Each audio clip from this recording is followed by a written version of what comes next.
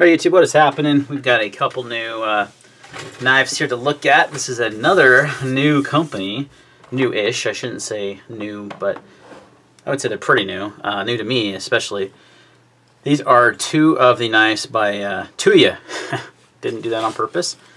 This is their brand logo. This nice little pouch came with the Argon. I'm going to give a shout out here real quick in a second, but the nice case, kind of similar to what Kaiser has been doing and we and stuff. I love these kind of pouches.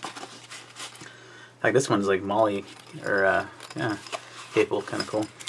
They get you a nice cloth, which is always appreciated because I go through those things pretty fast.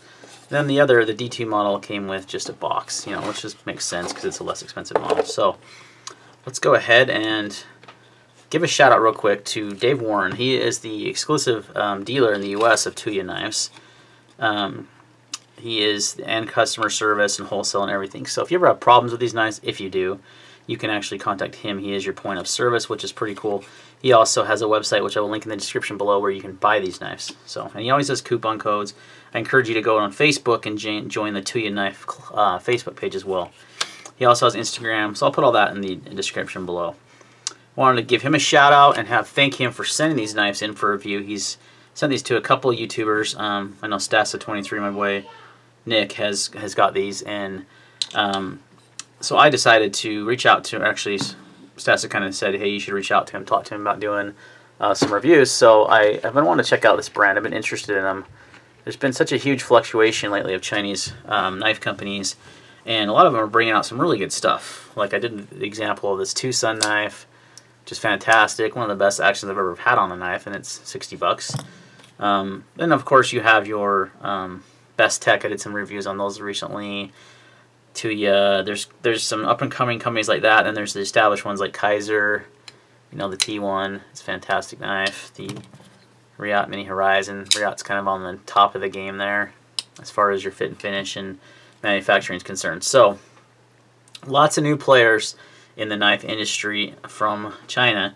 And I was thinking about this here, and I'm going to do a separate video actually about this, I think, but I was thinking the other day, like, wow, what a difference. When I first got into knives, when I first started doing YouTube videos, really, it's been 5 or 6 years, and their Chinese companies were not a thing, really. There was like Enlan and Senrumnu and some cheaps, and they were known for really cheap stuff and doing clones, and that's really all they were known for.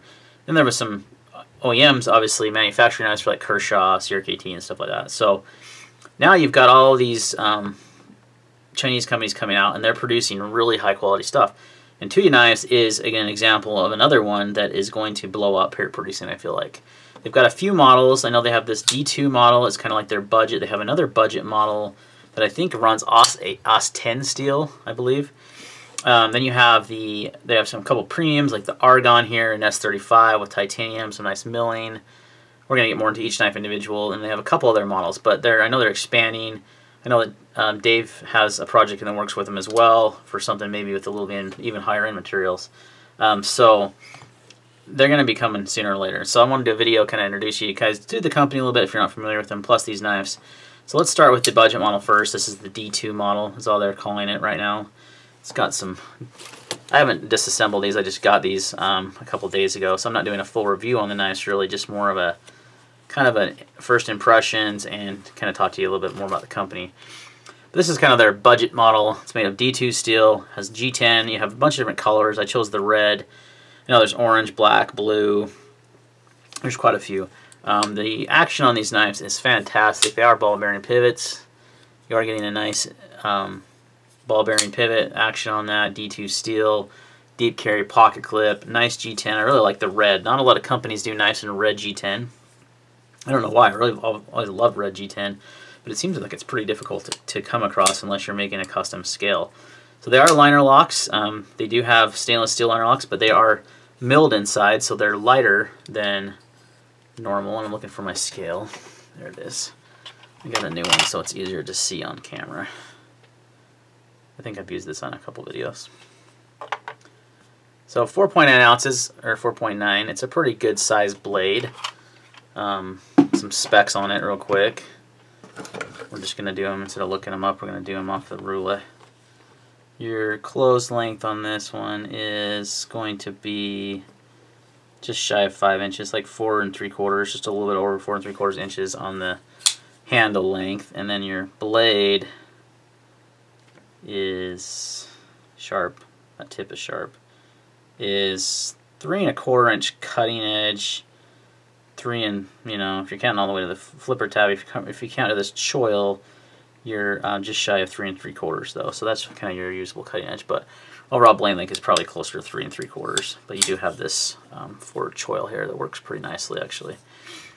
Some two-toning on the blade here. You've got like a black stonewash here, and then you have just, you know, a nice satin finish, fingerprint magnet, but it is a satin finish.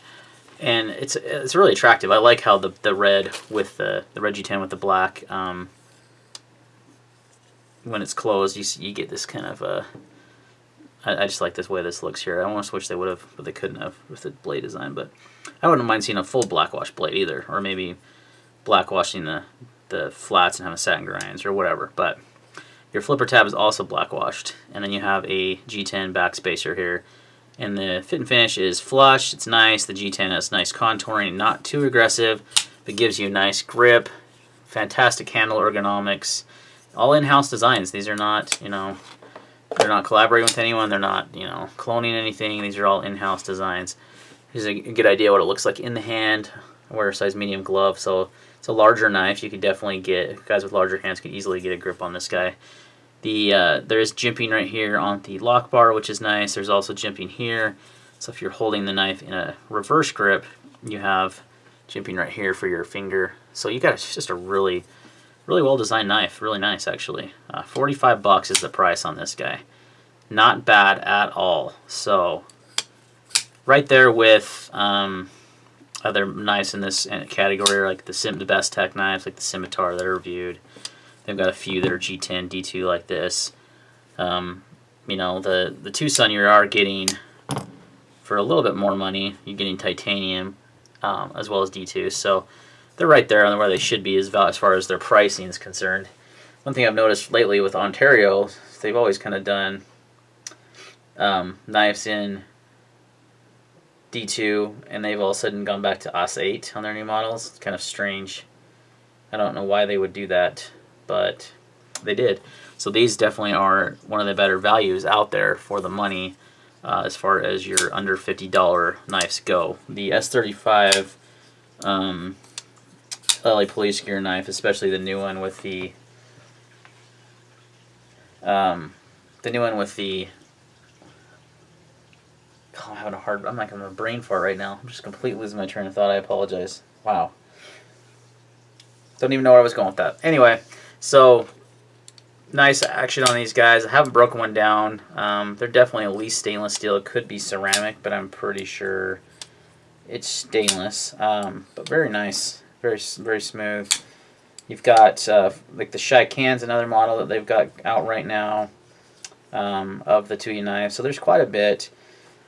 So $50, really $45. I'll put a link to Dave's website in there. But a fantastic knife for the money.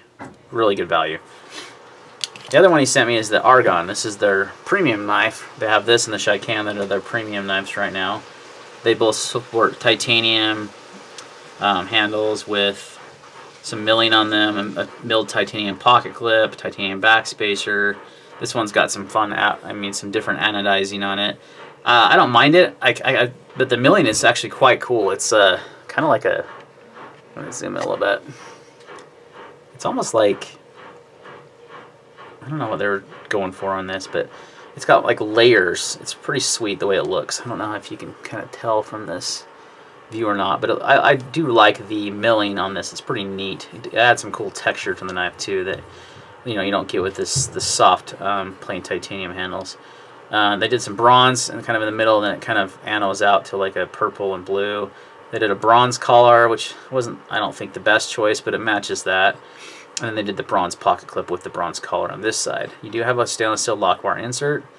Your relief cut is on the outside. You have a bearing pivot. The blade was completely perfectly centered when I got it.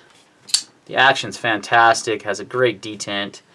You have stone washing on the blade here and satin flats, which I like that combination. I've always been a big fan. On this side of the knife, you do have a Tuya knife logo, or not logo, branding, T1702, but they call this the Argon. I don't know why they didn't put that on there.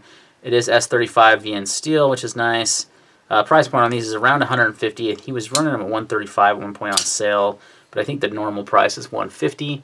And when you consider the quality of the materials, the milling, the blade steel, it's there. It's priced right where it should be. It's priced pretty close to like where a Kaiser would be in that range. Maybe the Kaiser might be a little bit more expensive, but the Kaiser brand is a little more well known. Obviously, it's actually a lot more well known. But I don't think they're priced too high or anything. Like some of the Chinese companies looking at you, Stedemon, when they come out and they don't have an established brand, you know, you got to be careful where you price your knives. Because yeah, even though they're using the same materials as like a Kaiser, the Kaiser brand is much more renowned, well known. So you know, you kind of you got to build that brand up. And I think one way they can do that is by offering these knives at lower prices. So the 150 price point is, I think, good for this knife. Could it be less? Probably, but it's not. You know, with the extensive milling on this handle, if it was just like a flat, I mean, that's one thing to point out. Like this Kaiser, I think the T1 is more than this one, but it's got a pretty generic plain handle, just with the, you know, just a titanium gray handle with the titanium pocket clip, and then you got the Kaiser hardware. There's nothing fancy about it, but on this you're getting some extensive milling and anodizing, so it, you know, it's definitely a better deal. Nice relief here for your finger on the lock bar, and the action is nice and smooth. If I can get my finger out of the way, it's very smooth. I haven't disassembled this, taken any oil off, so I could probably get it smoother. One thing I do want to point out that I love is this flipper tab and the action. The way the flipper tab is designed, it's perfect. You can't not flip this knife good because of the angle of the flipper tab, how high up it is on the knife. You can see how on the Tucson here, the flipper tab is kind of pointed down like this, where this is kind of lays at a 90-degree angle, and it has this, it basically catches your finger with that jimping, which is really nice. So you just can't help but flip it. I mean, it's just fantastic. And then they've got the detent dialed in perfectly, so it's nice and crisp. One thing I did complain about on the Tucson, that might help if you had a better, I mean, the flipper tab works on this one, but it would be better if it had, if it really helped, like, basically your finger on this with that jimping, and just the way that it has that angle, it just is perfect for flipping. It's one of the better, it's actually one of the best flipping tabs I've ever seen on a knife. It's really good. A lot of them tend, like, look at this Riot, they tend to round out the tab, so it comes down like this, and the action on this knife is great, but if it had that kind of same design on the flipper tab, and even the E2 model has it where it kind of slopes down, so where it kind of is at a 90-degree angle like that, boom, it works really well. It's a really well executed flipper tab. I think one thing I was complaining about though on the Tucson was the detent wasn't all that great. It's pretty soft. I mean, it flips fine, but you can fail it. You know, it's very smooth, but it doesn't have that crisp detent, whereas this one has a really good detent. It flips out. It's really satisfying. It kind of has like a ZT type detent to me. And then the action's very smooth. Nice stone washing, like I said. You have the Tuya knife's logo, which I'm not sure the D2 knife did on this side. So they tend to do the logo on this side, and then do your brand, you know, your branding and such. This is model 1702. This is 11601, and RT meaning probably red. So very well made knives, guys. I think this company is going to do very well in the market. They have excellent fit and finish. I mean, nothing to write home about. It's very well done. I like this knife a lot, actually. I like the size of this one. You're looking more around 4.5 inches closed, I believe. Let's just double check. Make sure we're lined up. Yeah, actually a little bit longer, about almost 4 3/4 actually, but it's kind of deceptively small because this knife, yeah, this one's bigger, definitely bigger, the D2 model. Trying to go pivot to pivot.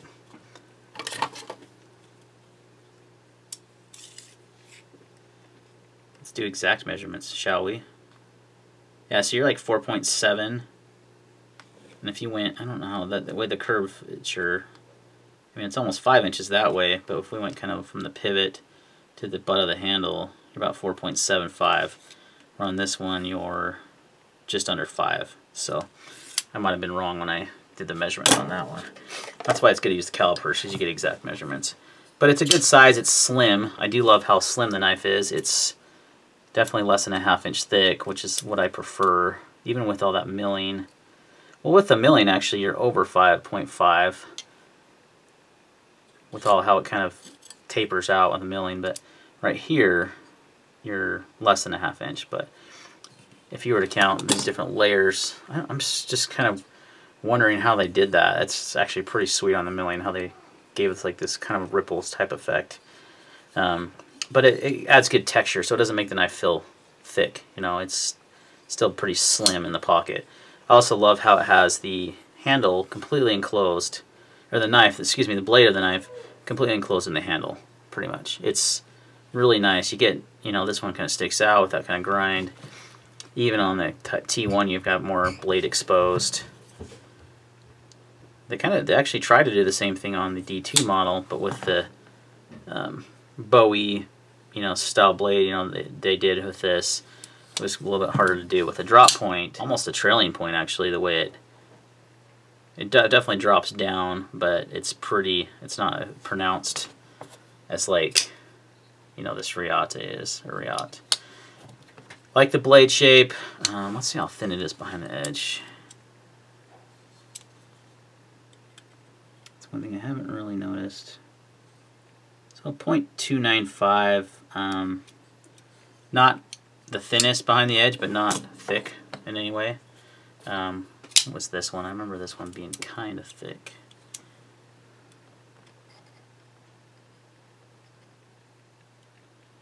Yeah, this one's like 0.35, so definitely thinner than the Riate. And then let's look at this D2 model. See where we come in at. Ooh, that one's actually pretty thin. Yeah, 0.025 on the D2, so it's a little thinner behind the edge. I always like to do these a few times because you can't always get the right measurement the first try. Okay, so this is, yeah, the second try, 0.0255. So it's still a little thinner on the D2, but so not crazy thin, but thin. Good, should be just a really good cutter, but also be a strong blade. So yeah, those are kind of just a first impressions overview of these two new Tuya knives. My first induction to this brand is very good. I'm very impressed. I think they're definitely top quality, and I'm excited to see the new designs they come out with. And I'd like to see them, you know, collaborate with custom makers. And you know, one thing I do like about these companies is they are working with smaller knife makers, kind of giving them the chance to get their name out there, which is great.